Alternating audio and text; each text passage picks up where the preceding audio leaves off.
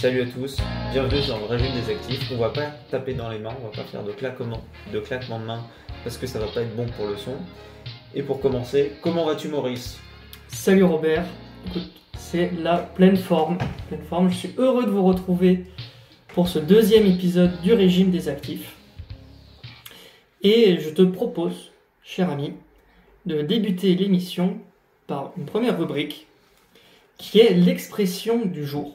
Expression ou le mot du jour, où l'on vous partage, comme son nom l'indique, un mot ou une expression, afin que l'on puisse enrichir ensemble notre vocabulaire. Ah, j'ai hâte de découvrir ce que c'est. Alors, quelle expression ou quel mot vas-tu nous présenter aujourd'hui? Bien, Robert, connaissais-tu l'expression « mettre quelque chose ou quelqu'un sur un lit de Procuste » ? Alors, il me semble avoir déjà entendu... Ah mais oui, le lit de Procuste, c'était le lit qui était trop petit pour les gens qui étaient dedans. Et une fois que les gens dormaient dans le lit de Procuste, on devait leur couper les pieds pour qu'ils s'ajustent au lit de Procuste. C'est ça ? C'est plus ou moins ça, effectivement. Donc déjà, le sens de cette expression, aujourd'hui, signifie la mutilation d'une œuvre pour la rendre conforme à un modèle ou une uniformisation auprès d'une déformation, une élimination de ce qui ne rentre pas dans un moule. Alors effectivement, c'est une origine mythologique, comme tu l'as un peu devancé, où Procuste était un brigand qui, le long des chemins, kidnappait des gens ou les invitait chez lui, les mettait sur des lits, soit trop grands pour la taille de la personne, soit trop petits, et ensuite coupait les membres qui dépassaient du lit ou les étirait jusqu'à ce qu'ils remplissent tout le lit. Et donc aujourd'hui, c'est devenu justement cette expression d'une volonté d'uniformiser en découpant tout ce qui dépasse, en cherchant à faire tout rentrer dans un même moule, et qui symbolise entre autres l'arbitraire et la rigidité d'une réglementation incapable de s'adapter à ces particuliers. Mais si on sort du cadre réglementaire, qu'on parle de moules dans lesquels on veut à tout prix faire rentrer des œuvres, est-ce que ça t'évoque pas par exemple Disney avec ses films insipides qui doivent cocher tout un tas de cases Alors j'avais pas du tout pensé à ça. Moi c'est à ça que je pense immédiatement en entendant ta description. Et bien moi justement la raison aussi pour laquelle j'ai choisi cette expression, c'est parce que je voulais vous parler d'un petit article que j'ai trouvé et qui à mon avis illustrait tout à fait ce concept de règle arbitraire qui déforme la réalité. Alors je voulais trouver dans la revue Contexte, que je vous conseille vivement, qui était pas mal. Et alors cet article s'intitule « Est-ce que le règlement sur l'IA qui empêche Bard... excusez-moi, c'est plutôt... est-ce que c'est le règlement sur l'IA qui a empêché Bard de chanter dans l'Union européenne ?» Parce qu'effectivement, on l'apprend par le biais de cet article, que Google, qui a lancé le concurrent de ChatGPT, donc son robot conversationnel dans 180 pays, l'a lancé partout, sauf en Europe. Oh, comme c'est bizarre. Et alors, pourquoi donc cet oubli? Pourquoi cette omission? C'est justement en raison de législations complètement castratrices de l'innovation que sont typiquement le RGPD, tout ce qui concerne les données personnelles.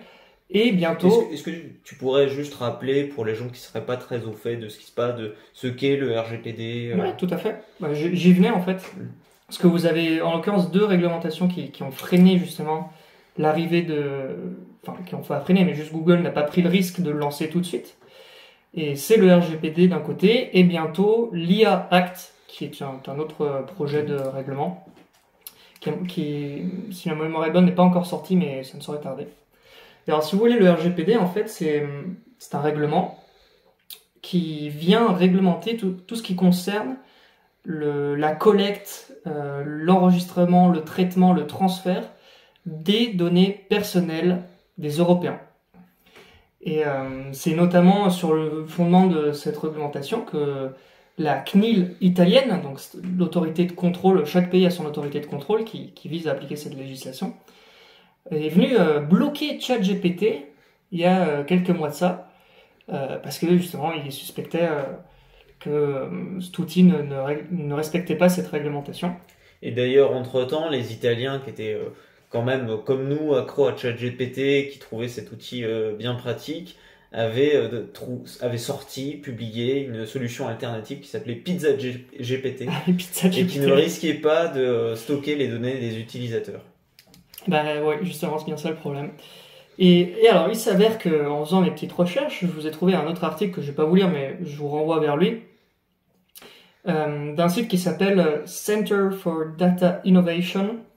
Et l'article s'appelle A New Study lays bare the cost of the GDPR to Europe's economy. Will the AI Act repeat history? Donc, pour ceux qui parlent pas anglais. Donc, une nouvelle étude dévoile le coût réel du RGPD en Europe. Est-ce que l'IA Act répétera l'histoire? Et dans cet article, on découvre en fait que depuis que ce règlement est sorti, il y a un tiers des entreprises qui n'ont pas vu le jour dans ce domaine à cause de cette réglementation. Un tiers, c'est énorme. Ça représente combien d'entreprises? Alors, je sais plus, il faudrait lire l'article, mais c'est beaucoup. C'est plusieurs milliards d'euros, effectivement. Et d'ailleurs, c'est assez cocasse parce que quand l'Union européenne a sorti ce règlement, ils avaient fait un calcul inverse. Ils s'étaient dit, oh, imaginez toutes les économies qu'on va faire, nanana.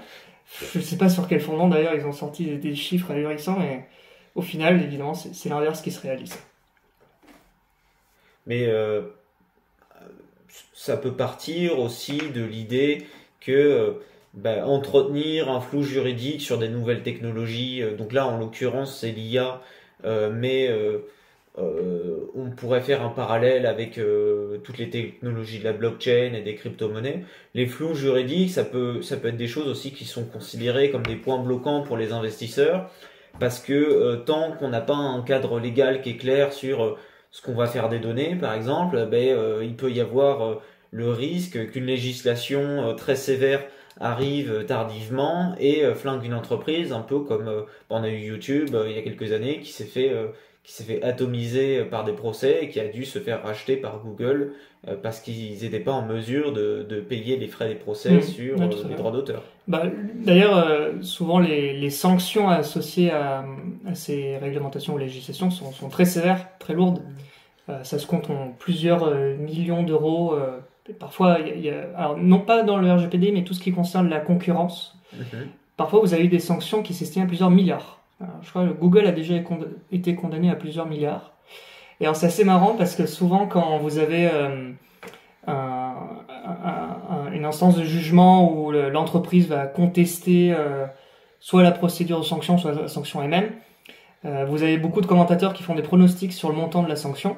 Et quand la sanction est moins élevée que ce qui avait été annoncé, le cours en bourse de l'entreprise remonte. Et c'est ce qui s'était notamment passé avec Google à l'époque. Ah ben bien sûr, parce que l'amende impacte la trésorerie, et la trésorerie c'est la capitalisation, et donc en toute logique c'est aussi le prix des actions individuelles.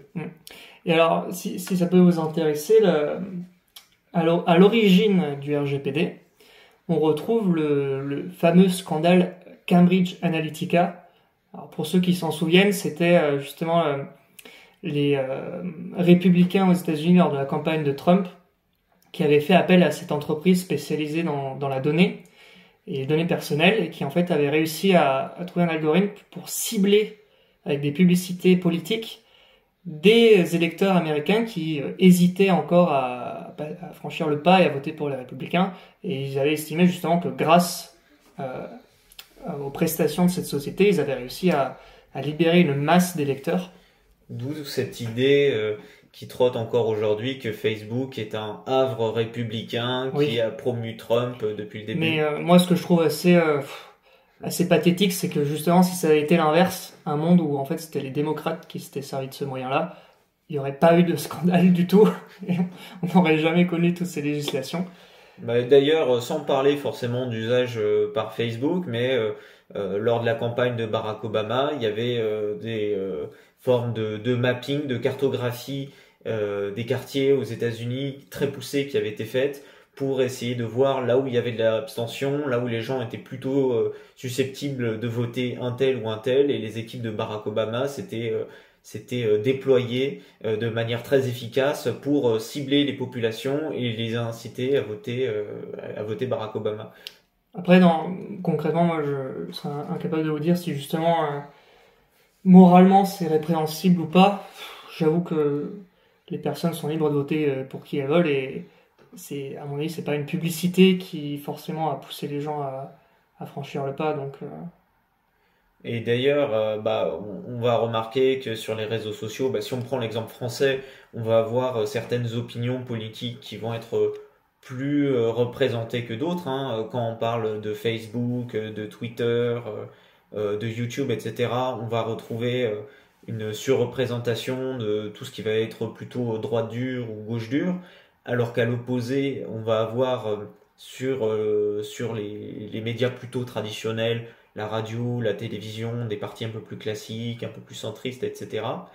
Et on s'offusque souvent de cette forme de cloisonnement qui peut exister sur les réseaux sociaux, sans pour autant pousser des cris d'orfraie pour ce qui se passe plutôt à la radio ou plutôt à la télévision.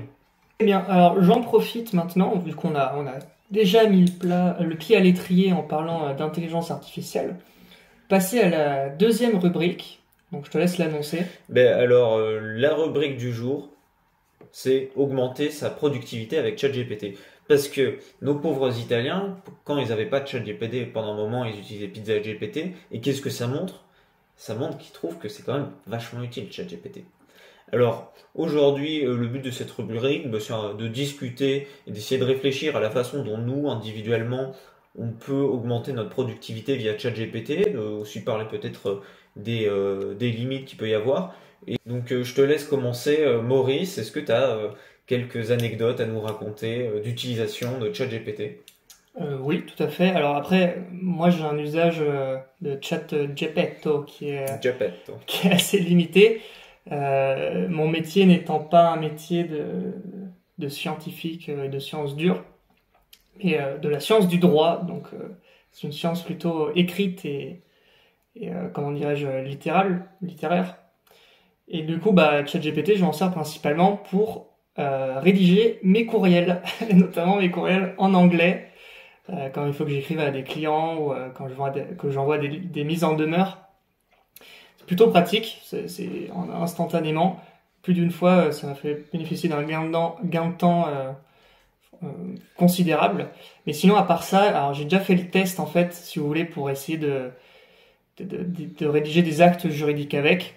Pour l'instant, en tout cas, la version que j'ai, donc la version gratuite, est assez limitée et fait beaucoup d'erreurs, même si souvent en fait le fond est bon, mais pas suffisamment pour que ça soit utilisable. Par exemple, j'avais fait le test en lui demandant de me citer une décision de justice rattachée à un principe. Il avait réussi à me donner le principe, mais c'était complètement gouré sur la date de la décision qui est datée du 19e siècle. Il m'avait dit 2018. Donc pour la rédaction et l'explication, c'est pas mal, mais derrière, il faut vérifier les détails via des sources complémentaires sur Internet. Voilà, et en fait, le temps que l'on dépense à vérifier qu'il n'ait pas dit de conneries, c'est le temps tout simplement que j'aurais pu passer à aller vérifier les sources officielles. Donc en fin de compte, c'est pas si utile que ça. En revanche, pour tout ce que je disais avant, les conversations par mail, etc., c'est nickel. D'ailleurs, c'est vraiment fantastique comme outil de traduction. Tu peux lui faire des phrases que tu commences dans une certaine langue, mettons le français, tu passes en italien, puis tu fais la fin de la phrase en anglais et il comprend tout et il est capable de passer d'une langue à l'autre et de répondre très pertinemment. Alors, de mon côté, ChatGPT au travail, donc moi je suis plutôt dans un domaine un peu technique, un domaine d'informatique. Et je l'ai utilisé, et plusieurs membres de mon équipe l'avont utilisé dans différents thèmes. Alors ça pouvait être expliquer comment fonctionne telle ou telle technologie dont nous n'avons pas l'habitude. Dans le monde de l'entreprise, en général en France, il est assez courant de passer par des prestataires externes pour savoir comment configurer ou utiliser telle ou telle technologie. Et il se trouve que nous, on travaille parfois avec une technologie, donc je vais dire le nom, ça va pas vous évoquer grand-chose, Kubernetes, sur laquelle on n'est pas du tout expert. Et il se trouve que passer par un prestataire externe pour configurer notre Kubernetes et faire le test, c'est très compliqué. Et ce qu'on faisait tout simplement, c'est qu'on demandait à ChatGPT, en lui donnant la config, de nous expliquer ce qu'elle faisait et de la modifier. Et comme ça, on gagne énormément de temps et énormément d'argent, tout simplement parce qu'on n'a pas à passer par un prestataire externe et on n'a pas à lui envoyer un message, attendre sa réponse. On peut progresser nous-mêmes et faire directement nos tests. À côté de ça, ChatGPT pourrait être utile pour ceux qui commencent la programmation ou qui veulent se lancer sur des nouveaux langages. C'est assez intéressant quand on lui décrit une application qu'on aimerait ou qu'on lui demande de traduire un code d'un langage informatique de programmation vers un autre langage de programmation. C'est très très efficace. Alors donc sur l'utilisation purement technique ou ludique, j'ai trouvé ça particulièrement efficace et je me suis dit bah tiens, pourquoi pas lui demander de m'expliquer certaines notions financières parce que il m'arrivait de travailler sur des sujets de finance sur lesquels j'ai pas de formation et sur lesquels j'avais besoin d'informations et là tout de suite ça devenait beaucoup plus limité. Ouais. Quand on arrive sur des sujets d'expertise que je lui demande de m'expliquer les contrats futurs, comment ça marche, quels sont les éléments quantitatifs à regarder lorsqu'on fait des analyses, lorsqu'on manipule des données, etc. Ça devenait tout de suite une forme de gloubi-boulga, de fiches Wikipédia de mauvaise qualité et d'articles de pas très bonne facture. J'avais constaté la même chose sur la finance également. Je lui ai demandé des notions de base et souvent il se perd en fait. Il commence bien sur le droit chemin et il va partir dans tous les sens. Alors après, parfois, sur des choses un peu plus simples, et quand on est très précis, quand on connaît nous-mêmes le sujet, ça peut être assez pratique de l'aiguiller et d'avoir le détail sur un sujet. Par exemple, l'autre jour, je discutais des différents risques qu'on peut mesurer en finance quantitative, donc les risques qui attrait aux actions. Il y en a tout un tas, je vous invite à voir mon fil Twitter sur le sujet.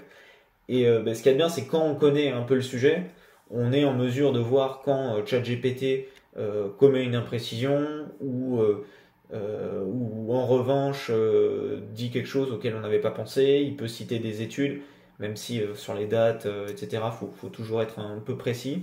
Mais lorsqu'on arrive sur un sujet qu'on ne connaît pas et qui demande une certaine expertise et que nous-mêmes avons peu de connaissances, il va être assez mauvais.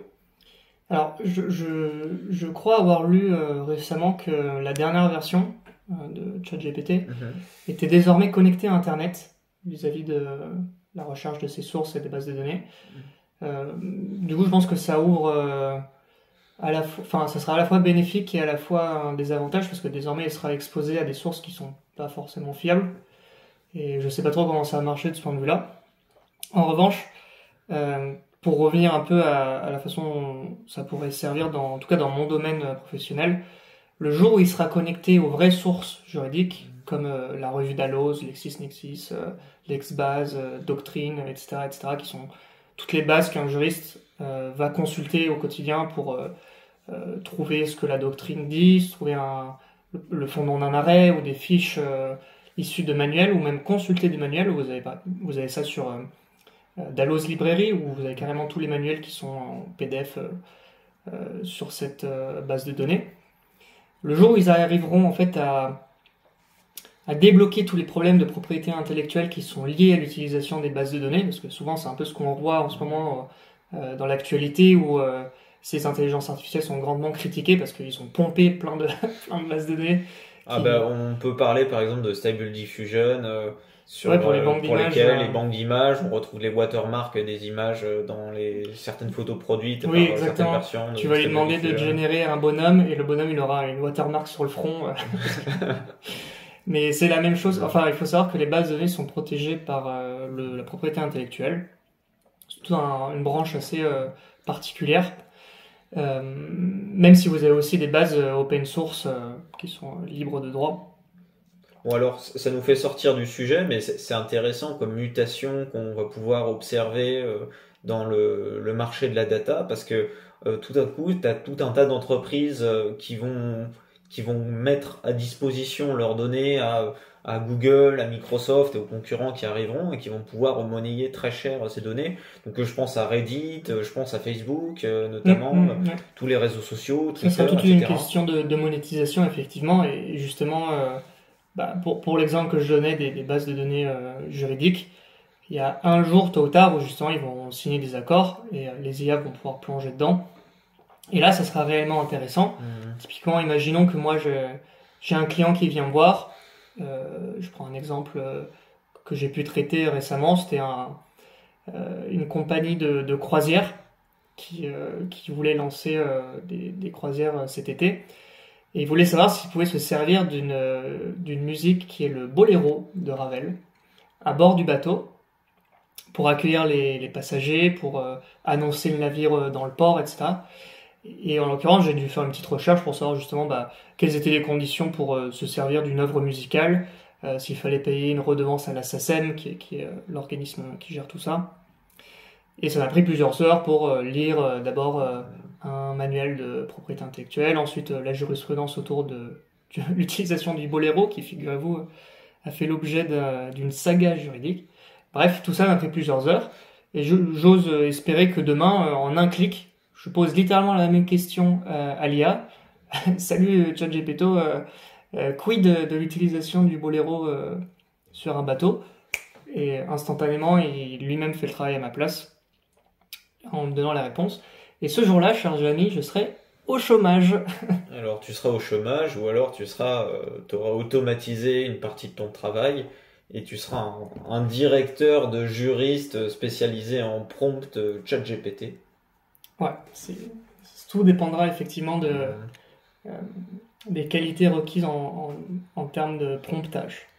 Il y a tout un tas de domaines dans lesquels il y a une inquiétude sur est-ce que les gens, est-ce que le métier va disparaître ou pas. Pour juriste, je ne sais pas. Apparemment, selon certaines études, beaucoup d'emplois seraient menacés. Dans d'autres secteurs plus techniques, comme par exemple la programmation, le développement informatique en général, on parlait de pertes de 20% des postes actuels. Personnellement, j'y crois pas énormément, sachant qu'aujourd'hui, on est quand même dans une société où il n'y a pas assez de main-d'œuvre, il y a une grosse demande, et en fait, ce qu'apporterait ChatGPT, à mon avis, c'est plutôt un gros gain de productivité qui permettrait aux développeurs, aux ingénieurs, de se concentrer sur une vision peut-être un peu plus transversale, un peu plus haut niveau des différents projets, et pas être embêté à aller chercher des experts et à passer du temps sur des technologies un peu complexes ou sur des notions qui rentrent pas forcément dans leur formation. Oui, tout à fait. Et d'ailleurs, si tu te souviens, nous, on avait eu la chance d'assister à la conférence privée de Monsieur Fabry sur ce sujet. Qu'est-ce que tu en avais pensé d'ailleurs?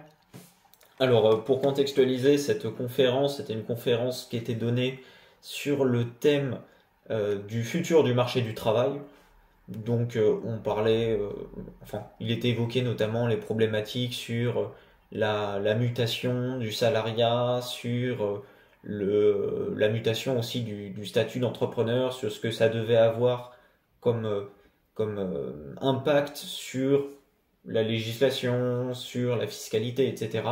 Et on évoquait en outre le sujet de l'impact de l'IA et l'impact que ça aurait sur le marché du travail. Donc c'était une conférence qui était somme toute assez intéressante, et je pense que ce qui a été intéressant au-delà de la conférence, c'était aussi ensuite de pouvoir discuter directement avec des gens d'univers et d'horizons différents et voir par exemple eux comment est-ce qu'ils utilisaient ces outils au travail, dans la vie de tous les jours. Dans les idées qui me viennent en tête, je ne sais pas si toi, tu as déjà eu ça, mais il y a beaucoup d'entreprises qui cherchent à communiquer, à se faire voir sur les réseaux sociaux. Et pour ce faire, elles décident de passer par la rédaction d'articles.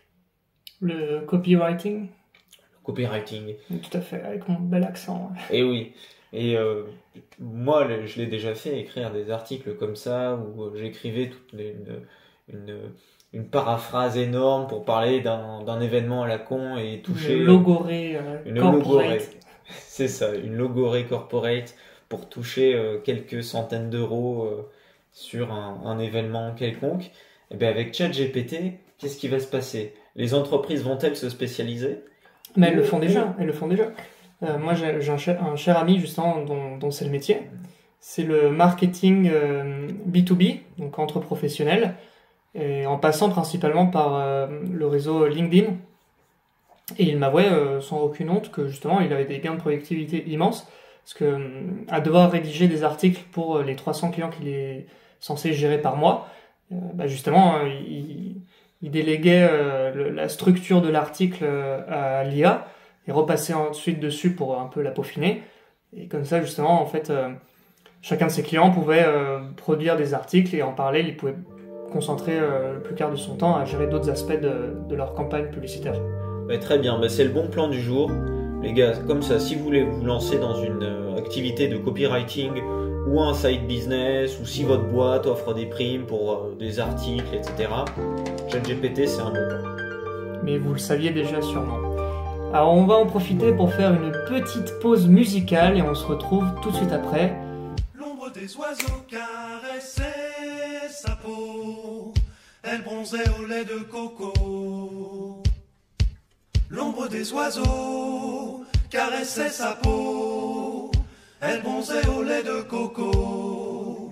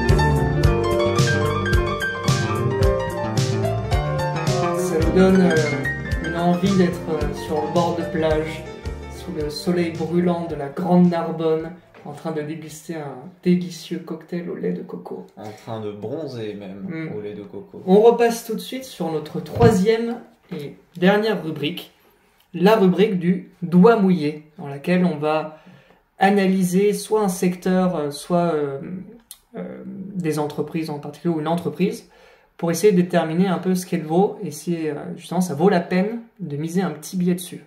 Voilà, c'est l'endroit où on va parler thunes, on va parler moula. Et je te propose aujourd'hui de parler de consulting, de conseils. Alors, est-ce que tu as déjà entendu parler du consulting? Bah, j'en fais quotidiennement, mais peut-être pas du conseil un peu à la McKinsey. Eh bien, moi, je vais te parler du conseil à la McKinsey. Ah, très bien. Alors, il y a un business particulièrement juteux et très développé en France, qui est le business du conseil. Alors, le principe, c'est simple. On a des grosses entreprises qui vont embaucher plein d'experts dans tout un tas de trucs, dans la communication, dans l'électronique, l'aéronautique, le management, la chefferie de projet, etc. Les experts. Les experts.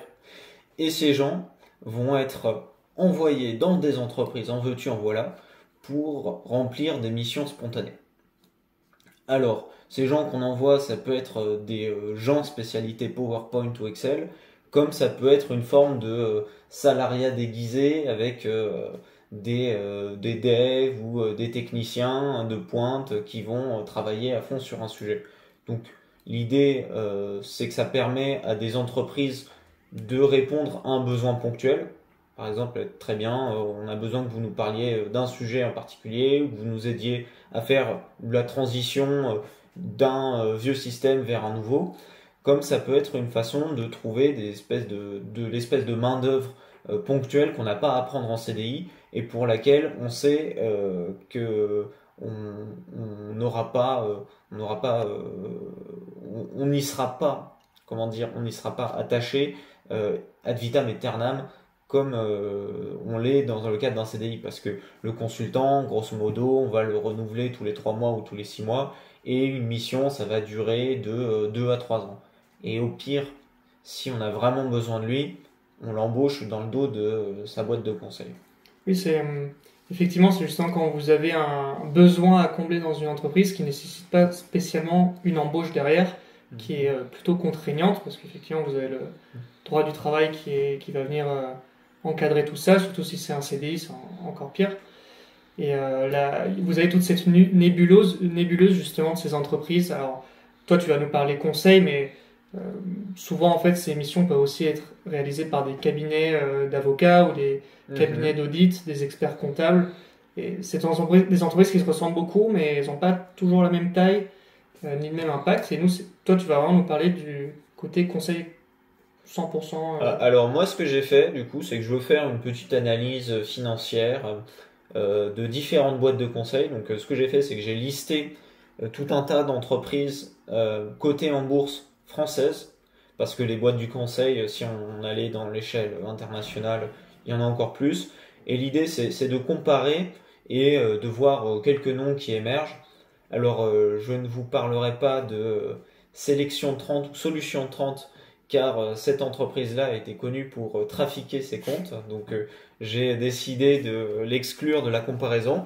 Mais j'ai quand même pris une grosse quinzaine d'entreprises que j'ai comparées en m'appuyant sur différents indicateurs, donc des indicateurs purement bilanciels, comme la dette, comme le chiffre d'affaires, les marges, etc., ou des indicateurs plutôt relatifs au prix, aux dividendes, etc.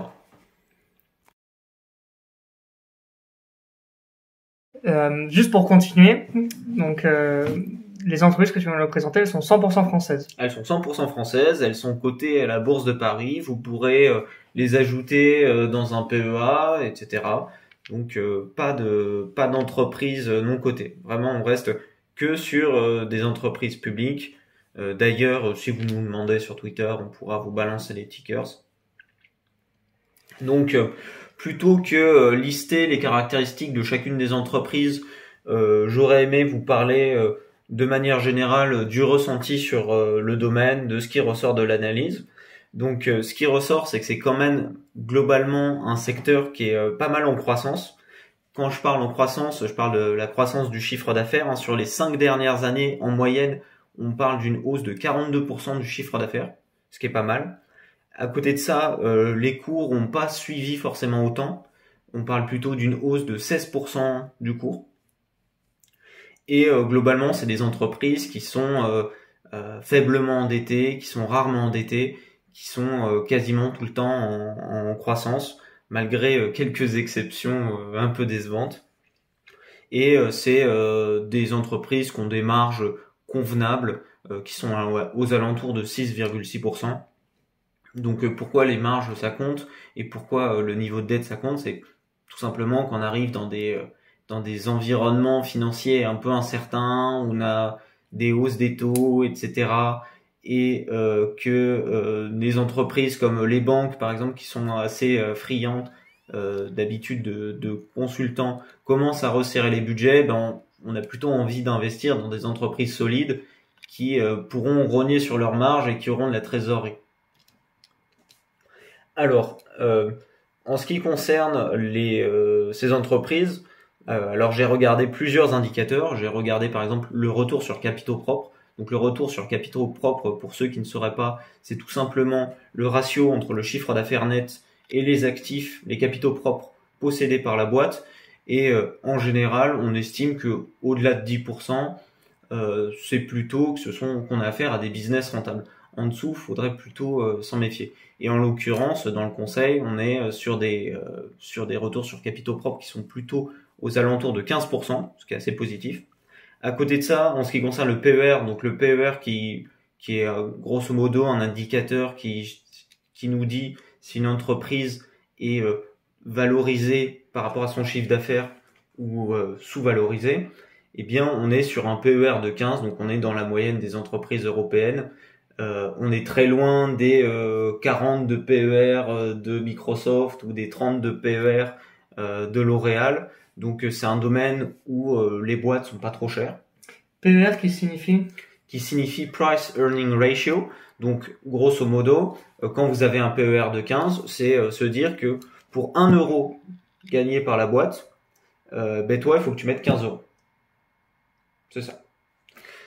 À côté de ça, ces entreprises en général vont pas donner des très gros dividendes, hein. On n'est pas dans le secteur bancaire ou dans le secteur de l'énergie où les rendements annuels des dividendes sont aux alentours des 5 ou 6%.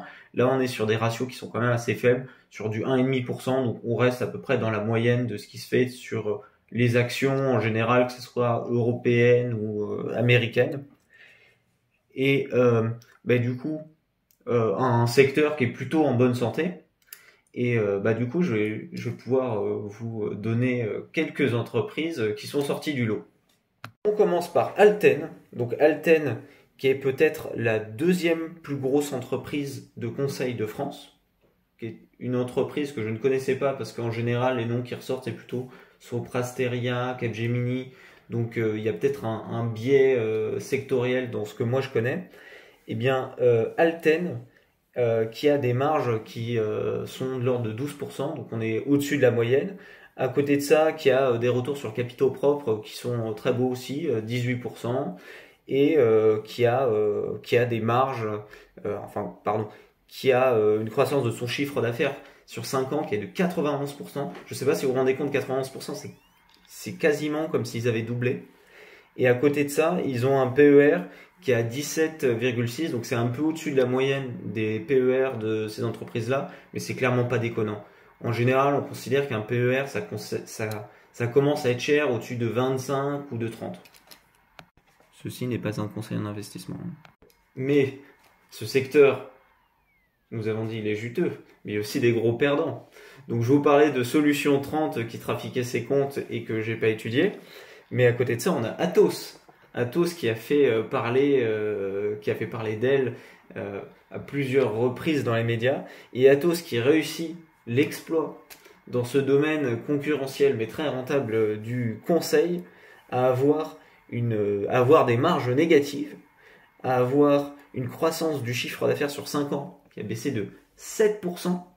7%, faut le faire, surtout dernièrement, oui. Surtout le conseil en France, c'est quand même quelque chose. Et qui a vu son cours fatalement chuter de 85%. Et alors, est-ce que tu as les raisons de cet échec ? Alors non, par contre, j'ai des collègues anciens consultants, dont certains qui ont travaillé pour Atos, qui m'ont toujours dit cette boîte est très mal gérée, etc. Bon, on n'est pas dans les secrets de l'entreprise. N'hésitez pas à nous mettre en commentaire si vous avez des retours ou si vous avez le malheur ou le bonheur, je ne sais pas, de travailler dans cette boîte. Alors, moi, il se trouve que j'ai investi dans une boîte de conseil dans la liste d'entreprises et cette boîte, c'est Neuron. Je me disais, ouais, Neuron, c'est génial, ils ont une croissance de malade. Mais cet exercice qui m'a forcé à comparer Neuron, du coup, à tout un tas d'autres boîtes de conseil, m'a fait me rendre compte qu'il y avait des entreprises équivalentes de taille similaire qui étaient meilleures. Donc Neuron, pour ceux qui ne connaîtraient pas, c'est une boîte qui est plutôt orientée sur le conseil dans l'IT et qui a des chiffres financiers qui sont équivalents à peu près aux moyennes que je vous ai annoncées tout à l'heure. Mais ce qui est assez intéressant, c'est quand vous trouvez une entreprise comme ça et que vous commencez à regarder ces critères, regardez des concurrents et regardez si vous avez des concurrents qui ont peut-être une croissance meilleure mais un PER plus bas, c'est-à-dire qu'ils sont moins chers. Et donc comme ça, moi j'ai trouvé bien sûr Alten qui est moins cher, mais j'ai trouvé aussi S2I qui est une capitalisation du même ordre que Neuron, donc environ 1 milliard d'euros. Et donc c'est peut-être quelque chose que j'ajouterai à mon portefeuille afin d'avoir une small cap. Parce qu'il faut voir que dans ce domaine-là, en fait, il va y avoir une large cap, il va y avoir Capgemini, et après le reste c'est plutôt de la mid cap et de la small cap. Donc ces entreprises-là, ça peut toujours être une bonne option si à côté de vos grosses entreprises, vous voulez vous diversifier en prenant des trucs un peu plus petits. Alors moi j'ai une question qui est peut-être un peu niaise, mais quand on décide d'investir dans une entreprise, par exemple, imaginons, tu nous as donné le bon exemple de Alten, qui a fait une croissance record et qui a vu son cours augmenter de 83% sur les 5 dernières années. Est-ce qu'on se dit que ça continue à monter malgré ses surperformances ? Alors ça, c'est des questions qui sont quand même très compliquées parce que souvent les prévisions de croissance, c'est quand même, ça relève un peu de la boule de cristal. De la boule de cristal, du doigt mouillé, justement. Qui pouvait dire qu'il y aurait le crash Covid et que les entreprises se casseraient la gueule, et qui pouvait dire que la bourse exploserait juste après ce crash, qui pouvait aussi se dire que malgré le contexte de la guerre en Ukraine, on atteigne les plus hauts sur le CAC 40. Donc tout ça, ça relève quand même un peu de la boule de cristal. Souvent, en fait, le plus simple, c'est de parier un peu sur ce que disent les analystes qui suivent ces boîtes en particulier. Vous pouvez retrouver les informations, les consensus sur des sites qui agrègent ce genre d'analyse comme Zone Bourse, comme par exemple Yahoo Finance aussi, qui est gratuit et qui n'aura pas de limite quotidienne. Et vous pouvez même suivre sur Twitter différents analystes de Zone Bourse qui sont spécialisés dans les small caps notamment. On passe... Alors du coup, pour conclure cette rubrique, nous allons choisir Alten. Alten ? Non, S2I. On veut S2I une small cap ou une mid cap ? J'aurais dû... Est-ce que j'ai une pièce pour... Non, dans mon portefeuille, j'ai pas de pièce. Comme quoi, j'ai mal investi. Bon, choisissons celle que tu veux. Très bien, on prendra une des deux, on l'ajoutera au portefeuille. Et non, il faut la choisir dès maintenant. Comme ça, on vous donnera le prix aujourd'hui de l'action et on verra à la prochaine émission où est-ce qu'elle en est. Alors, déjà, avant tout, précisons que de votre côté, avant d'acheter quoi que ce soit, faites vos propres recherches. Nous, on s'est appuyé sur quelques indicateurs, mais il y en a sans doute beaucoup d'autres à regarder. Alors, moi, j'aurais plutôt tendance à partir sur S2I parce qu'elle est plus petite. Et du coup, je m'attends à un plus gros potentiel de croissance et une volatilité plus forte. Est-ce qu'on a le prix de l'action aujourd'hui ? Aujourd'hui, on est sur du 51 €. 51 €, très bien. Donc voilà, c'est parfaitement abordable. Eh bien, nous verrons où nous en serons à la prochaine émission. Eh bien, en attendant, il ne nous reste plus qu'à vous dire au revoir, à vous faire un gros bisou. Voilà, gros bisous, la bise les amis. On espère que ça vous a plu. Et on se retrouve pour une prochaine émission du régime des actifs. Et n'oubliez pas, le passé c'est bien. L'avenir, c'est mieux.